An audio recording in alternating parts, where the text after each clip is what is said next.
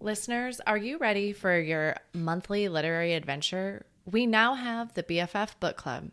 Join us each month to explore a new book.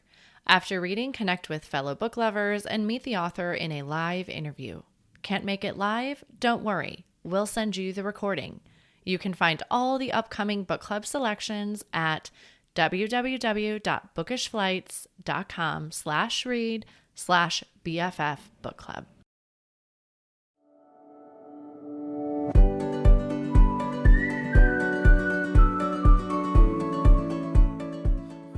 Hey, this is Jared Michaud from episode 78. I want to tell you about my most recent book, Winter Night. It's a story about a world forgotten for centuries by the gods, left in turmoil and darkness. On the most magical night of the year, a group of comrades comes together for a harrowing yet illuminating journey into the heart of the Black Northern Mountains, where they experience the beauty and terror of Winter Night. Hi, I'm Cara Infante, and this is Bookish Flights. In each episode, I chat with one bookish guest as we take some time to sample and savor the pairing recommendations from their bookish flight.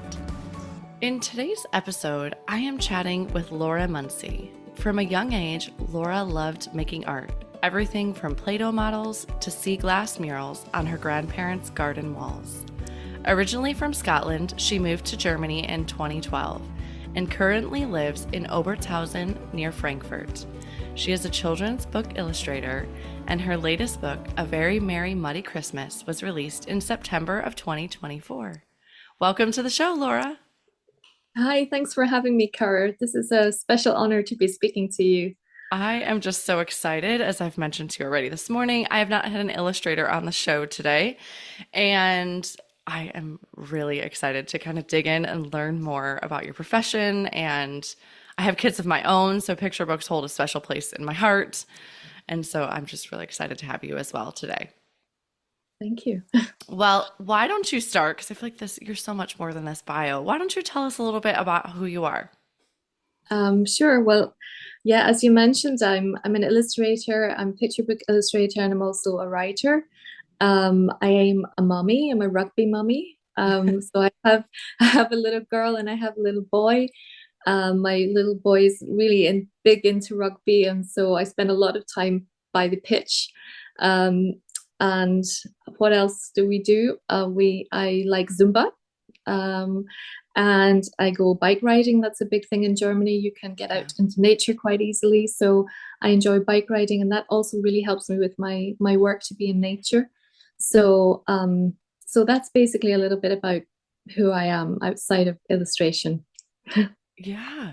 So obviously it sounds like from your childhood, you've always been into art. Did you know at that time, was this a dream of yours that you wanted to be an illustrator? Or is that like, as you kind of got along your path through school, maybe you kind of niched down to that?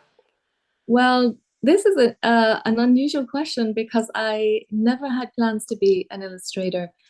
I was always very creative at school. I loved anything to do with art. I loved writing. I loved drawing. I was highly, highly creative. But I live in a country where opportunities for that kind of work are there. But sometimes it's better to be more practical. And so I just kept it as a sort of hobby and something that I enjoyed, but not something that I was really pursuing in any kind of way. And then I worked for a while in banking. So I sold insurance policies and Wow. health and life insurance policies, pensions, and investment products. And I worked for two different banks for a long time. And then there came a change where my husband relocated. His job was ending in Edinburgh. We lived in Edinburgh. His job was ending, and we had to move to Germany, or else he would have no job. So we moved over to Germany, and I did like a lot of people. I didn't know the language. I had done French at school, so German was completely unfamiliar. And so I really had to find my way. And like a lot of people coming over, an entry point into the work market, or into the work market, is through being an English teacher. And so I started teaching English for a while, and that I'm still to this day. I teach English to adults. It's executive training, they call it. So it's a little bit more than teaching English. But there was a life-changing event that happened that led me down a creative path, and it was kind of two sad events that happened. And the first one was that my husband and I lost a child. Oh, I'm so sorry. And we lost our child kind of late term. So this was very, very, very sad for us, very difficult. And soon after that, my brother died of a brain tumor. And these two events happened within 6 months of each other. And it was an incredibly intense period, and very sad, very disruptive, but very, very sad for the entire family. And so it really gave me time to kind of reflect on, what do I want for my life? What do I really, really want? Yeah. What makes me happy? What gives me joy? What can I do that gets the most out of life? Because I had seen for myself how fragile life is, and how quickly things can change. And you need to know inside yourself, I am doing something that I really love. And so I started really painting on my balcony for relaxation. I mean, the arts are known for being very therapeutic. Sure. And so I kind of just got into it, just painting on the balcony. And I just got so into it, and I just totally fell in love with it. And I found there was a way that I could communicate through my art that I just couldn't do in words in the same way. And I felt totally free, completely free when I was illustrating and when I was painting. And it was a kind of freeness that made those dark periods, I don't know, it made it lighter. I was able to heal better. And I just thought, this is what I want to do. I absolutely love this. I understand you completely. I have been in your shoes, and I think it's those moments, right, of like this really hard thing that happens, and you're like, right, we're kicking and screaming, we don't want to be here, we don't want to be here, we don't want to go through this, but unfortunately life happens. Yeah. But it also sounds to me like you've made a purpose with your pain, right? And I think that that's so important. I think that that can bring so much light back to your world when you go through something so dark. And I love for you that you had turned to art, and like you're like, it was a way for me to express myself, because what a better way to do that in the moments when you're like, my thoughts don't make any sense, but I can put it out on the page. That's very beautiful. Yeah. And like you said, like it sometimes takes a grain of sand under the shell to make a pearl. So sometimes you need those experiences, those difficult moments that really test your character, that really test your limits, to actually break out of what you've been doing, the comfortable places, and to try to reach for new ground. And that's kind of what happens. Yeah. And then but funny thing is, sometimes we look back now in family photographs, which are kind of mixed emotions when you look back, but especially the ones with my brother. But in a lot of them, you can see me drawing. I was sitting with books. I used to like recover books. I used to put paper on books and draw the front covers again. So I think in some way I was destined to be an illustrator. I just hadn't got myself on that path. Yeah. Practicalities of life had taken front seat. So like many people, I kind of abandoned those other things that I enjoyed, did what was useful and practical. But I had an opportunity, a door kind of opened, and I just kind of went through it. And I took some online courses, and it was through an online course that I met my wonderful agent, Maria Bogada. And she is an agent. She's a mompreneur. She's a highly accomplished children's book illustrator, writer, runs an illustration school and an agency. And she, through one of the online courses, she really improved my skill level. And then later, a couple of years later, came back through contact, and we came back in contact, and she invited me to join the agency, which was really a dream come true. And so she's been a wonderful mentor to me, and and supporter and is highly accomplished. And I really am grateful. So she's done a great job in bringing me forward. Absolutely. So how long ago did you make this switch? Like you kind of realized like, okay, I've got, I'm not living life for me. This is like not sustainable for my happiness, quote unquote. Like when did Mhm. that switch happen? About 4 years ago, Okay. and I wrote my first picture book. I have the English one here. It's called Okay. What Love Can Do. And Beautiful. I wrote this in, believe it or not, in the maternity ward when I was having my child. My Wow. not Talk about being in the expected pressure to cooker. hear. But the seeds of it were sown, back when I was losing my brother, and also through things that people had said. I remember a conversation I was having with my girlfriend, Kristen, who's a wonderful American. She's a Minnesota girl, and she's a terrific friend to me. And we were walking through Frankfurt, and I was kind of offloading to her about the situations we were going through. And she was like, how are you getting through this? Because I just lost my brother, just lost a child. And she was like, how are you getting through this, Laura? I just Yeah. don't know how you're getting through it. And I sort of said, well, it takes a lot of love. It takes a lot of energy and a lot of love. And from that conversation, the kind of title, What Love Can Do, started bubbling away inside of me. And also my mother-in-law had said something. She'd come to visit us in Germany, and at that time she has two knee replacements, and we lived on a top floor flat. Oh my And goodness. she had an awful time getting up the stairs.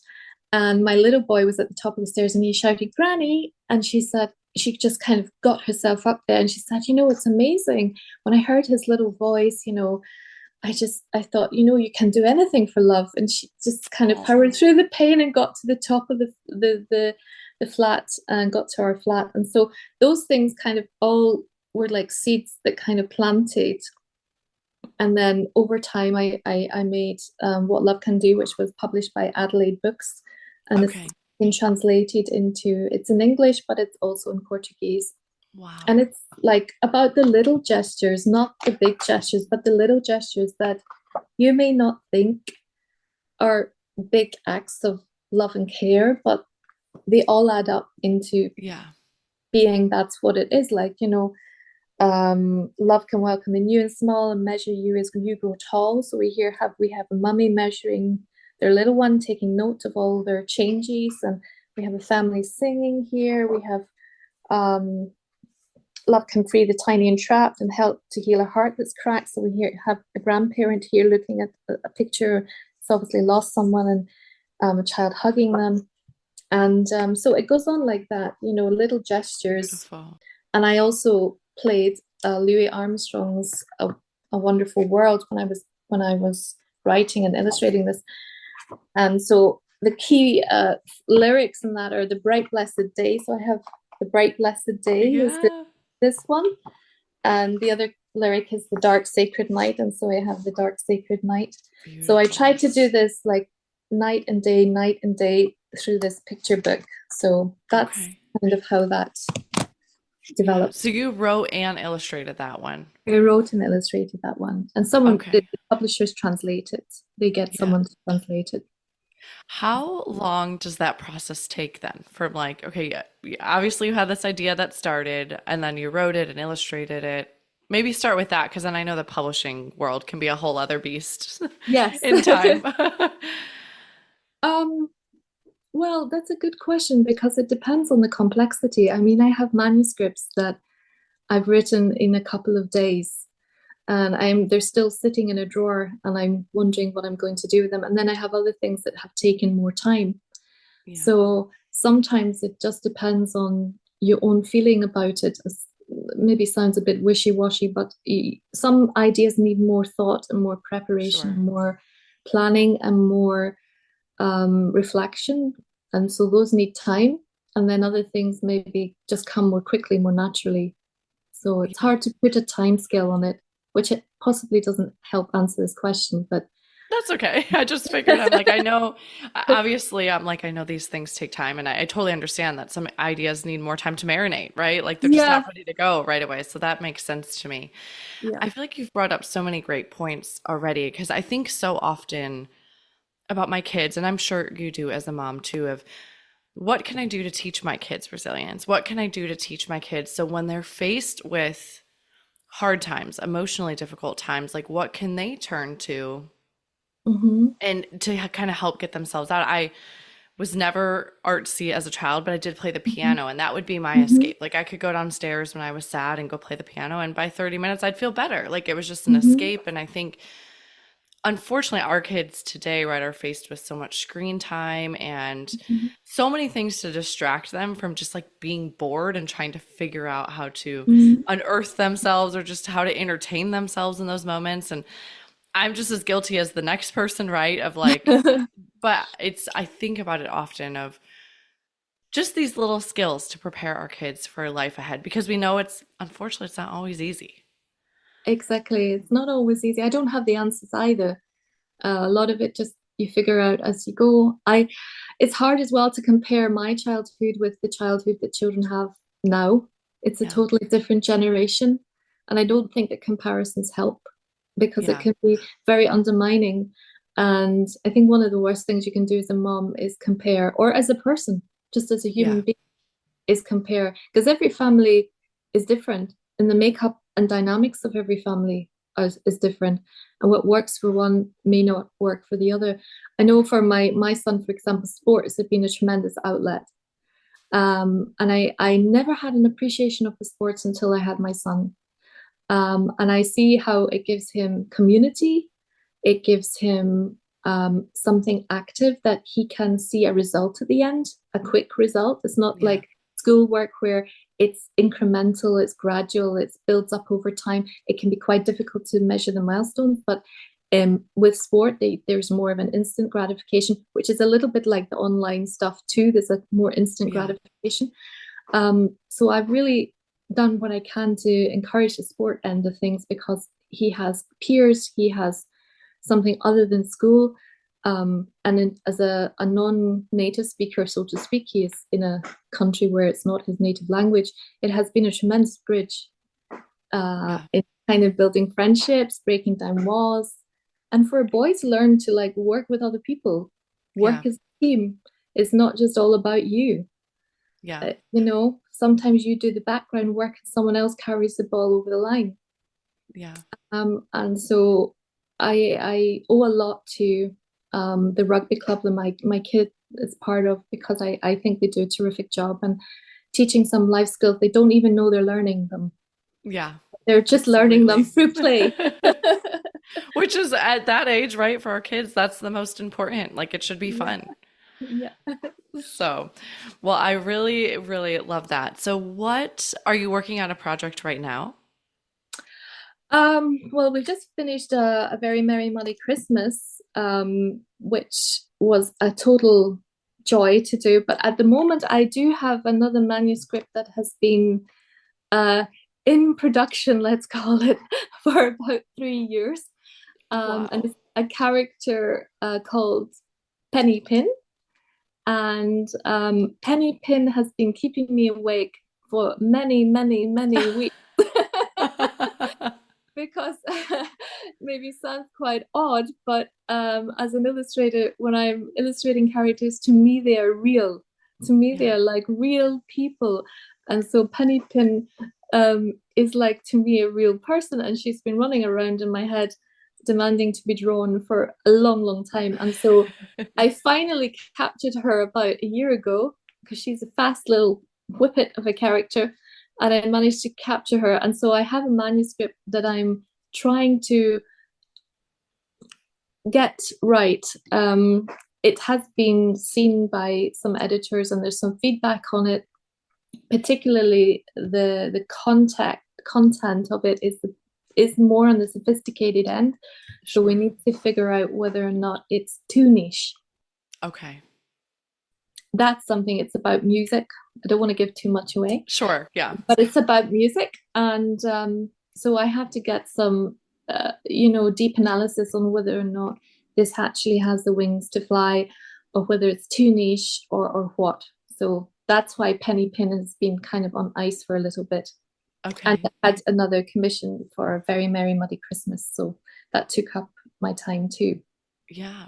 So when you get a commission for that, right? So there was an author on that, and then you were the illustrator Mhm. piece. So do you have, I'm assuming you have quite a few meetings with the author to kind of get their idea and their vision, or you get to kind of take it how you want it? Okay. Yeah. Well, this is one of the really interesting things about working with publishing houses. I think if you don't work in the industry, there's a feeling that you and the author sit down and have a chit chat. It And was my I thought. I would love that, but what I'm realizing is sometimes it's not the best way. Melanie was the author, and she's a very accomplished writer. She's already had other books. This, I think, is her first picture book. Okay. So that was quite exciting. But of course, as a writer, when you're writing, you are visualizing and you are seeing in front of you an image of your characters or of your story. And then it gets handed over to an illustrator, and they may present it in a completely different way that Yeah. you just never thought. And I think it could be hard for an author to kind of see their work come back to them and go, whoa, this is not how I imagined this at all. So there tends to be a mediator in between. Okay. And in this case, Nicole Frail was the project manager and the editor on this project. And so they passed the feedback back and forth. So she would go and she would speak to Melanie and say, show her, first of all, you start with thumbnails. So you start with these little itty bitty pictures that look like the size of a stamp. Okay. And you rough it out to show where the text would go, where the illustrations would go. And then that goes to the writer for approval. And they say, yeah, I like this, or can we look at this again, change that, or whatever. And then it comes back. And then you do the rough sketches or you do a sample. In the case of Okay. A Very Muddy Christmas, we did a sample. And Nicole took the sample and obviously communicated with Melanie, and they came back and gave the thumbs up. So then we go to sketches, and again, the whole time the project manager is going between the author and the illustrator and communicating maybe where they want changes, want some alterations. And that's up to me to accommodate and to try to make their vision come to life as close as to what they wanted, but also in a way that they originally they employ you to be creative and be original. So that's how it works. Yeah. And generally, I haven't even had any communication with Melanie. Otherwise, it could potentially be problematic. I mean, I've had self-publishing authors, people who want to self-publish, come to me and ask me to illustrate for them to take on a commission. And you quickly discover, it's their baby. They're very emotionally, they're very emotionally close to the picture book. And so it can quickly become very difficult if they say, no, I wanted it this way and that way. And before you know it, you're really trying to accommodate an endless list of wish lists. And I think that's why publishers maybe do it this way. Yeah. Because there is some connection for the author to their book, and it's hard to let go. And I know that from being a author and illustrator too, there's a time where you do have to let them go. Yeah, so so having like a third party intervention maybe takes out some of that emotionality piece to it. Exactly, and just gives an extra layer of professionalism and another set of eyes. Yeah. And that's absolutely essential. You can be far too close to it to actually see what's right. And so that's what Nicole provides, that kind of oversight and professionalism to the whole project. So what have you learned about yourself through writing your own book and illustrating books? I've learned a tremendous amount, actually. It's surprised me when you asked me this question. I sat down and I thought, this is a big question, because it required me to look back a bit and reflect. And I think the first thing I realized was that I love to work in collaboration with people. And in particular, creative people, whether they are writers, whether they are journalists, whether they are artists, whether they are cake decorators, whatever kind of creativity they have, I really love working with those kind of people. They give me oxygen. The energy level goes up in the room the minute I'm in the room with them. And so this project was complete bliss for me because I worked with highly creative people. I had Melissa, who's an author. She's also a journalist. We have Nicole, who's a marketing degree, so she's a creative person, and also my agent, who's an established artist in her own right. So I just totally soaked that up, and I just loved being around these creative people and what I could get from them and what they could give to me, and vice versa. The other thing I learned was that I kind of need the pressure of deadlines. Creative people oftentimes are quite in their own heads. They tend to be quite sensitive people, quite imaginative. We kind of drift off into other worlds quite easily. So I need a bit of structure around me to kind of pull me back into, so I can do what I would call do the magic, which means pull me out of my head and bring something to the table. So it has to be channeled a little bit and focused, and that's where agents can really be helpful with doing that. Otherwise, you would just get lost in that imagination all the time. The other thing I learned was I work best to music, especially 80s and 90s music. I think I illustrated A Very Merry Muddy Christmas mostly to Wham, Elton John. I love it. I really love 80s music. It has terrific thumping melodies. They have great lyrics. And I often think about picture book making a little bit like song making. You have the lyrics, which are like the words, and you have the illustrations, which are like the tune. Mm-hmm. And so if you can get the art and the words to sort of synchronize together and work well together, then you really get something out of it. And so really good tunes have great songwriting and great melody. And so lyrics alone can really take a lot of, give me a lot of creative energy. So I learned that I really like to listen to music. I think in pictures a lot, and music brings those pictures to the front of my mind. So it helps. Yeah. Oh, that's such a beautiful image. I'm like, I've never thought of picture books in that way, but I could see how that would work, right? They have to be working together between the pictures and the words. And so, and again, like the making of music is similar, right? Like they Yeah, have to it's very be, similar. yeah.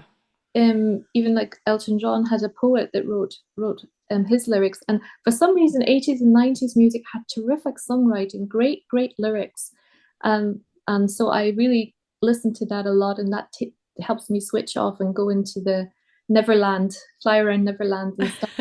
Yes. I also learned I'm a color fanatic. I kind of always knew that. But it's difficult when working digitally because of the way files color changes. So when you convert the file and send it to the publisher, there's a conversion. And then, of course, when it goes to the printer, there's a conversion. So I've had to let that go a little bit. Yeah, because it wasn't your initial, right? Your initial thought. Yeah, And yeah. The colors is always slightly different to how they are on your screen. And even if you paint non-digitally, there's still a change when it goes to the printer. So I've had to kind of give up the obsession and just say, okay, it's only me that can see the difference, I think. So just let it go. It's fine. yeah, no one knows that original to like computer Yeah, translated. yeah. And the first publisher that published me, Adelaide Books, I mean, she was wonderful because they sent me the dummy copy, and I wasn't happy with the cover, and she could sense, I didn't say it, but she could sense that I wasn't, the color was a problem. And she even went back and got new jackets for all the books because she said, no, if it's not right. And it was just the color. So, Yeah. so I've had to let that go a bit. And I'm less afraid of failure, I think, through doing all of this. I started picture books, and when I started, I had only one picture book, and I made my own coloring book. And I went around bookshops basically trying to sell my coloring book to the bookshops. And I used the book that I had in progress that hadn't been printed, What Love Can Do. I used it as a kind of tool to say, look, I am going to be published. I'm not published yet, but are you interested in this picture, this coloring book, as a kind of way to get a foot in the door? But it was incredibly intimidating because I never knew how to do that. So to add credibility, because I didn't think they would take someone's books who just walked in off the street. Yeah. So to add I was going to ask you, like, how was that received? Like, how did this go? well, I would just phone them up and say, I'm an author illustrator. I've got a book in progress. It's coming out. This is the publisher. But I also have this other product, and I'm just wondering if I can meet you and if you could have a look at it and see what you think and give me your feedback. And so I just introduced it as sort of giving feedback. And usually that was enough to kind of get me through the door. But it was terrifying. I mean, the fear of rejection, just to rock up to people's shops and try and persuade people, it was just terrifying. You know, I was afraid of Absolutely. that. But I did learn that I had skills that I thought I'd lost because I had been in a parenting and teaching role so long, so 10 years. And the journey into picture book making has taught me to be less afraid of failure. And that fear of failure is something that can really haunt and stalk people, you know, and make them not try something new. Especially if you're in a parenting role where you've been looking after the needs of everyone else for a while. You can get kind of comfortable and then you go back into the big bad world and you wonder, have I still got it? You know, can I still do things? And it can be intimidating. I feel that for sure. So, and it was daunting. I mean, picture book world is opaque. I didn't know anyone in the industry. I didn't know anyone who did this. There was no track to follow. It's not like in a corporate situation where you have people ahead of you that have climbed the ladder, people that you can see how they did things or who mentor you, or there's a clear ladder to progress. How you get there may be difficult and you may have to work really hard, but it's already slightly set down. But picture book making, how do you get into it? It's like a kingdom that's locked and other people hold the keys, and it's so hard to get in. So I didn't know anyone, and I felt ashamed and embarrassed that at 45 years old that I was afraid, you know. And so I would take my kids in the car and drive up to the bookshop, and my kids gave me a lot of strength, actually, because they'd be sitting in the back smiling and be like, you can do it, mommy, you can do it. I'd be thinking, I'm going to be sick, you know. They're like your biggest cheerleaders. And they're your biggest cheerleaders. And this is a wonderful thing. It gave me so much strength. And I thought, well, if they can believe in me, then I have to take that tiny little bit and go with it. And so, but it was so intimidating. And I did feel embarrassed sometimes at how, you know, I'd be thinking I'm 45 years old and I'm feeling sick, you know, going into a bookshop. So I learned that, you know, even if you're in a situation like that, where you're at home a bit or you're working in an industry for a long, long time and you're looking to change, you have gained skills the whole way.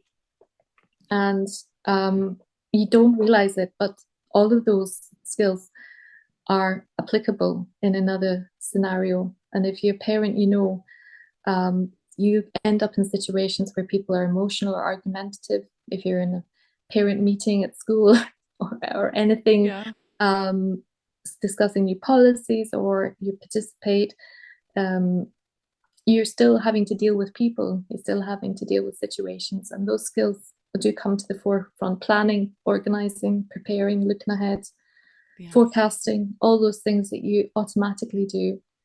I tell my husband all the time, I'm like, I am busier now than I was when I worked full time with, you know, 3 kids and podcasting and not going into I was a physical therapist. So I don't go into a clinic, but I'm like, I am busier now than I ever was when it was just me working full time. Yeah. And I actually listened to your podcast, one of your podcasts, where you were talking about being a physiotherapist and the kind of change in identity when you become a mom and you start to think, and you made a really interesting point. I think it was one of the things, there's certain groups of people, certain circles, where if you don't have a very specific job and you say, I'm a stay-at-home mom, they might look down on you a little bit. I think this is something that you mentioned in your podcast, not look down on you, but status or employment status was kind of important in certain, Yeah. not with everyone, but in some Yeah. situations. And I think that's such a shame. It Yeah. really, I think it's true. We have to acknowledge that exists, but it's a real shame because even, it doesn't matter if you're a stay-at-home mom or you're part-time, you are gaining all the time essential skills. Yeah. The fact that you just don't realize it maybe. Um, Yeah. And I think that again, like then you try to go back into maybe like a corporate situation after you've been mm, with your kids. And for someone that maybe would have like this look down on you moment, like you think, okay, well, they've just been a stay-at-home mom, not realizing all of the hats and like back to your term, like executive functioning, like all of these skills that you've absolutely. learned being a mom. But I also think there's some fear, and I love what you're saying about like looking at your skill set and Mhm. realizing like my skills were not just as a physical therapist, right? Like my Mhm. skills can translate Mhm. into other things. And I'm sure you learned many things in your banking and corporate career that now translate even to the illustrator world, which again, like you just think they're so different and that what couldn't possibly be. But there are skills that we learn, and you've said it all Absolutely. along the way throughout your life, and just looking at them with a fresh set of eyes, realizing how they can translate so well to other, even things you would think complete opposite. Absolutely. And empathy, being able to put yourself on other people's shoes. I think that's something that develops um, as you go along. And I learned to work in nanoseconds. I mean, literally nanoseconds, because during the pandemic was when I was writing and illustrating picture books to begin with. And, I had both kids at home. I had a new baby. Yeah. Um, And so I remember Maria saying to me, just grab every moment, just grab every second that you can. And I did that. So the kids were watching Bluey. I know how long every kids show lasts. So like How much you could get done in that little bit. 7 minutes, Gabby's Doll's House is 20 to 25 minutes. So we're talking about screen time. We all do it. It's necessary sometimes. So I knew if I had Bluey on for an episode, I had 7 minutes, I'd rush into the kitchen and start sketching. So yes, so there are definitely skills you learn to work more efficiently to really use that time. Um, And that's like maybe what you said to your point of like, it worked well because then I was under pressure. Like I had a 7 minute time block that I had. So I just had to like get it done. yeah. Yeah. And the other thing, I think I gained skills that if I'd stayed in the corporate world, I don't think I would have had them. I really don't, because there are people you can refer to in the corporate world. You can ask things of their policies, their well-trodden paths, but there was none of that. So I really had to basically seek opportunities, be resourceful with them, and maximize those opportunities that I got, because I didn't know if I was going to get another one. So Yeah. one bookshop might say, yeah, we'll take a book or take 5 books or 10 books, but I didn't know if the next one would. So there was a lot of negotiation trying to nudge them just to take that extra one or that extra two, because I didn't know if I was going to have another one. Um, so that was also something. And Well, I yeah, love what you're saying. I feel like you've learned so much, and I love what you're saying here because it really resonates. And I think other potential right moms or parents, right? If you were a stay-at-home parent and now you're looking to maybe get back out, like you've given so many good pointers and tips, and we everything is a lesson in life, right? And I think that we it can is. forget that sometimes based off employment status or whatever, term you want to label, let's Yeah. say label that you want to slap on it, but everything is a good experience and lesson and we Yeah. can learn from it. So let's switch gears a little bit though. You have been so gracious to bring a book flight with you today. Can you tell Mhm. us a little bit how you chose these books? Well, I wanted to pick picture books that maybe have some kind of groundbreaking difference to them. Something at the time was different, because as an artist, the last thing you want to be is an emulator. Yeah. You want to be an innovator. So I think it was a very famous Canadian painter called A.Y. Jackson who developed and contributed to art in Canada. He was part of the group of 7 of artists. And he said, those who follow are always behind. So when you're making picture books, you're trying to find a new way of presenting themes. And the themes tend to be very similar. I mean, they have to be familiar to children. So Yeah. a day at the park, a school day, kindergarten, going to the zoo, going to bed, they have to be simple themes that exist in small children's worlds, but you have to find a new way of presenting those. Yeah. And that is the challenge. And so the last thing you want to do is be emulating other people. So first book I picked is basically because this really broke a lot of molds. And it's a very famous American book, Good Night Moon, by Margaret Wise Brown, and pictures by Clement Hurd. That's the book. It's a very iconic cover, I think. Yeah. I feel like I could read this book probably without the pages. Yeah, so this book is, in my opinion, broke a lot of rules. For the start, it has, if you look at it, quite garish colors on the front. That's for 1947, that is a very, very bold statement. Yeah. When things were very watery and watercolory and perhaps a little bit twee, what we would consider twee. So this was very, very graphic design style and quite innovative. And the other thing that makes this very different is that we have sections here. It actually breaks a lot of the rules of perspective. So the perspective isn't in every case quite right, but that doesn't matter. And they have a mixture of color. You have the color double page spreads and single page spreads, and then you have it broken up with black and white vignettes. Now that is not typical. Usually for any picture books, usually it's all color, or if it's a chapter book, they have black and white. So to have that combination of both is kind of unusual, yeah? So they have also the way that they use the colors, the way that the book gets darker and darker as we go down. You can see the light changing gradually, which is very cool. And of course, I love the black and white, because when the lights go off for a child, it is sort of in black and white. When you think and you lie with your eyes open, it's a kind of gray world. Yeah. The color disappears. So unless you have a night light or something, but I thought it was really cool, and the perspectives are kind of quirky. But amazingly, this was a banned book initially, because no idea.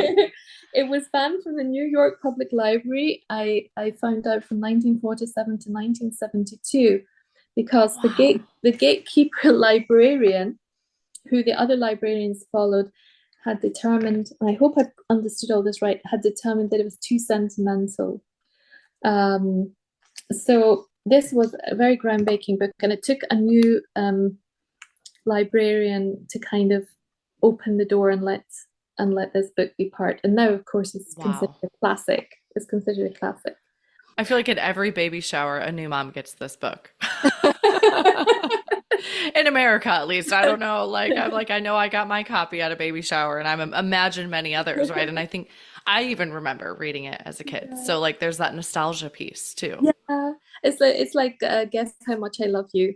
If they thought this was sentimental, then what do they think about Guess How Much I Love You? Because that is also, and also it's very clever, because it's the pacing is very good, and it's a perfectly paced book for going to sleep. You can turn the page slowly, and you're labeling. It's very comforting for children, because you're labeling like the toy house and the mouse and the gloves, and there's repetition, and it's very, very well paced. And I think that's one of the reasons it's quite iconic as well. Yeah. It helps set the mood and tone for now we're going slower, and we're just looking around ourselves, and we're getting sleepy now, Yeah, so, and the lights are turning out as the book is going. Yeah, the lights are getting darker, and so it's very clever, and I loved it. Good Night Nobody. Yeah. Which is very cute, and then it goes to grey at the end, and then completely. Yeah, I love in the little lights glowing in the back. I always like to I sit there and stare know. at that page. I'm like, that's so fun. Like you see the glow in the Yeah, moon and the glow in the dollhouse, and yeah.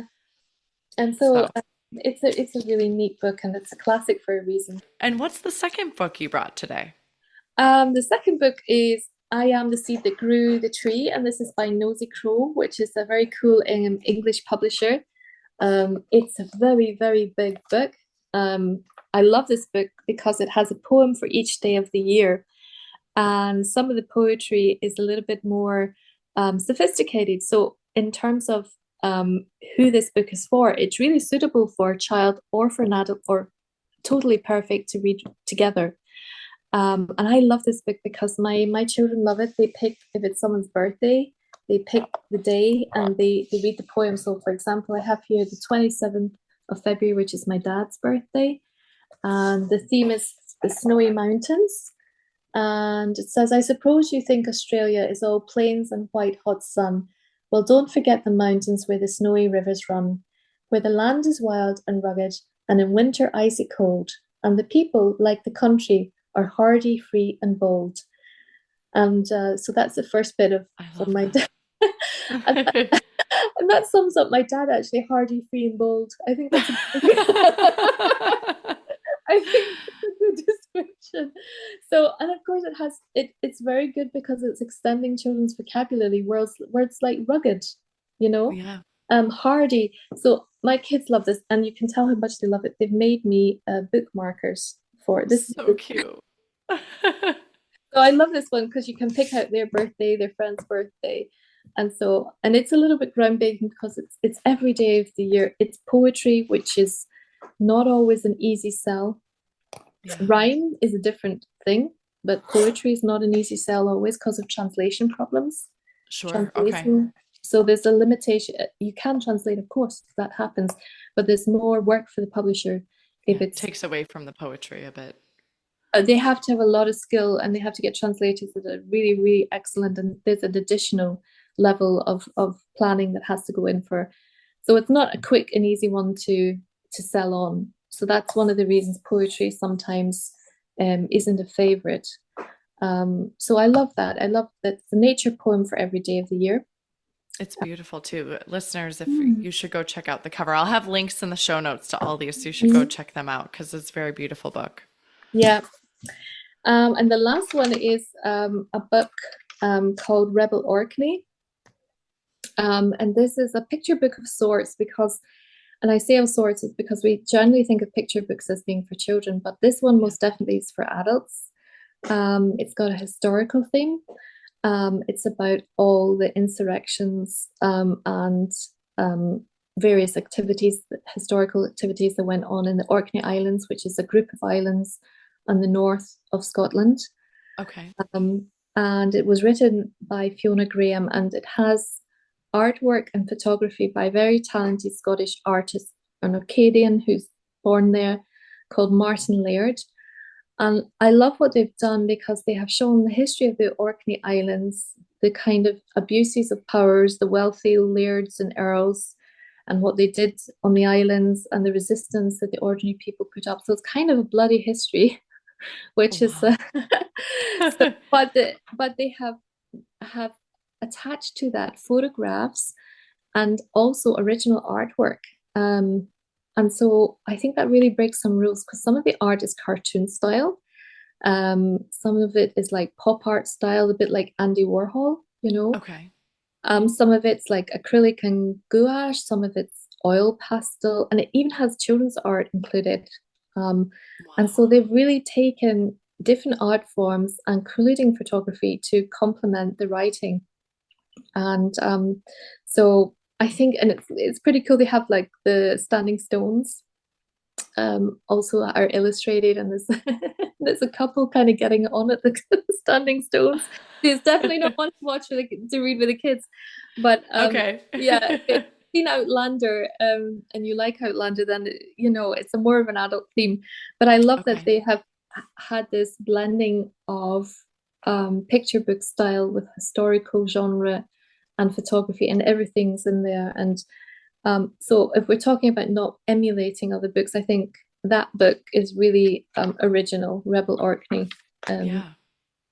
That So sounds so cool. I'm like, okay, now after we get off this call, I'm gonna go Google like adult picture books. I literally had A, no idea this was a genre. B, I'm like, it combines everything I love. Historical fiction. I'm like learning about something else. And maybe it's not necessarily just fiction, but the historical piece where I'm learning Mhm. as I'm reading and to add that visual piece to it, that's gonna be really cool. I'm Yeah, excited. it just gives another layer of depth to the topic, Yeah.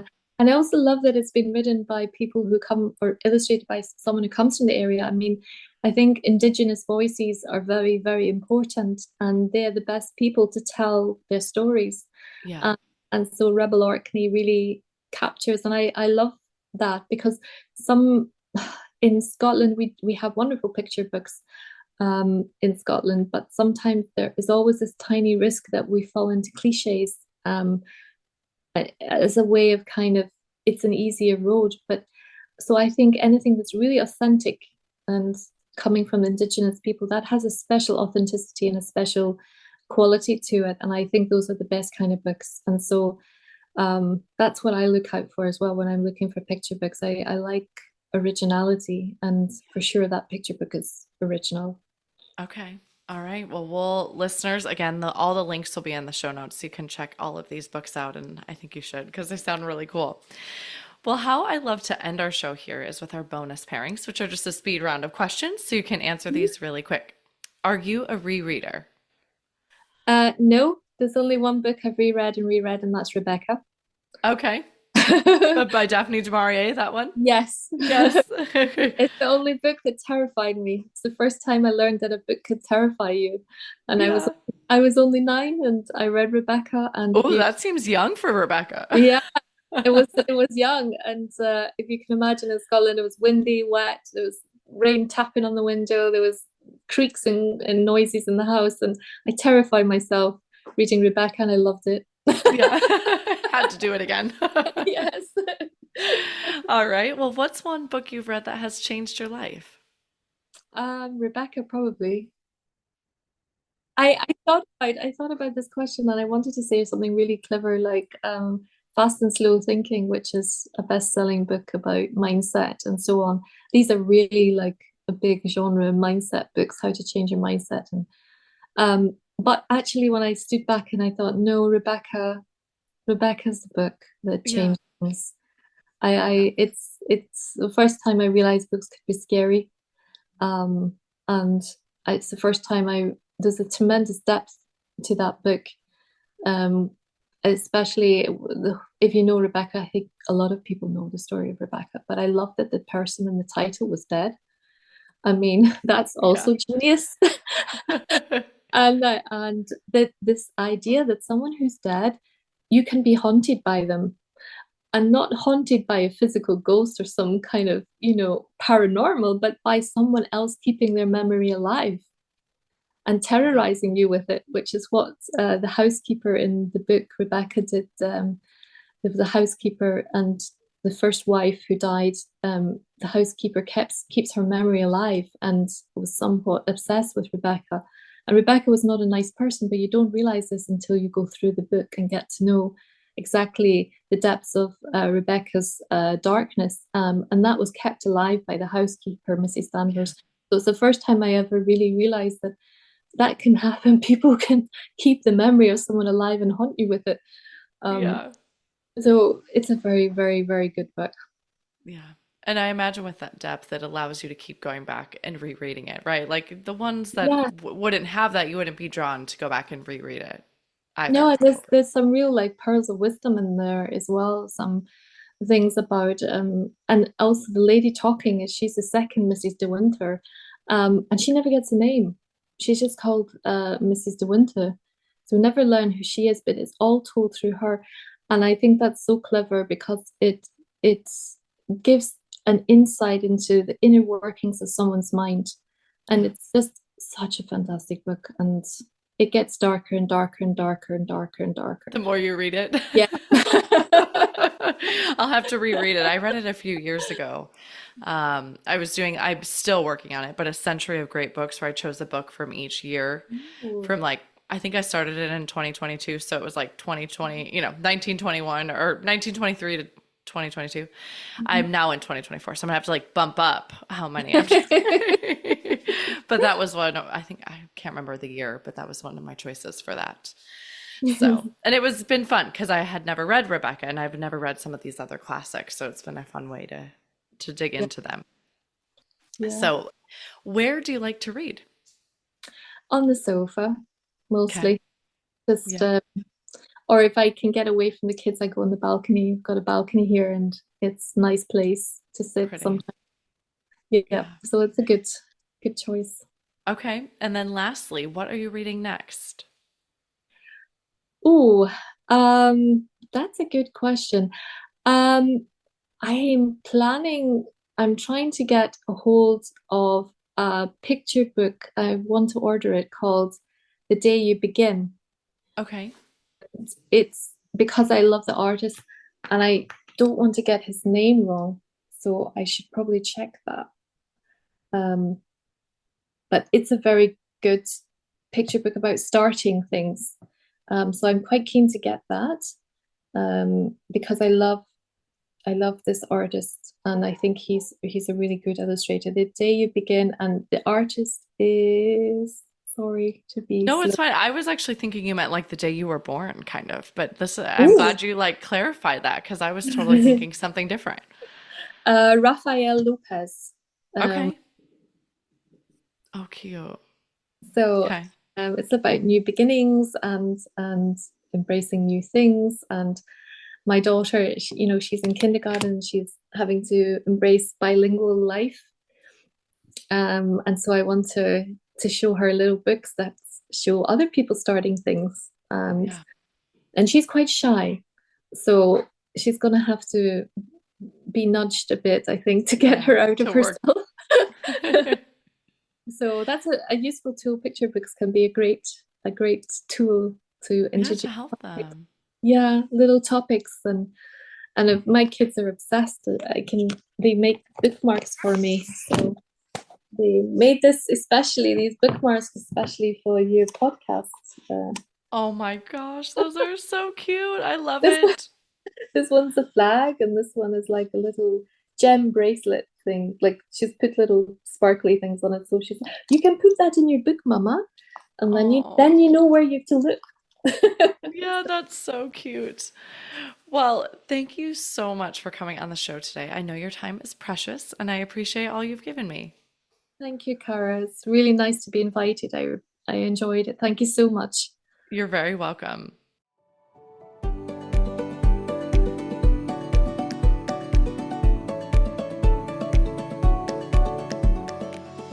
Thank you so much for listening to this episode today with Laura Muncie and her book flight of groundbreaking picture books.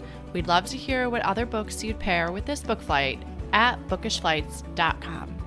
While you're there, head on over to vote in our 2024 Listener's Choice Book Flight. We are compiling votes for the best fiction, nonfiction, and children's book of the year to make a Listener's Choice Book Flight. You can find that at bookishflights.com/read/2024 or at the link in the show notes. That's it for today. Thank you so much for listening. As Emma Thompson said, I think books are like people in the sense that they'll turn up in your life when you most need them. Cheers to you, dear readers. Until next time.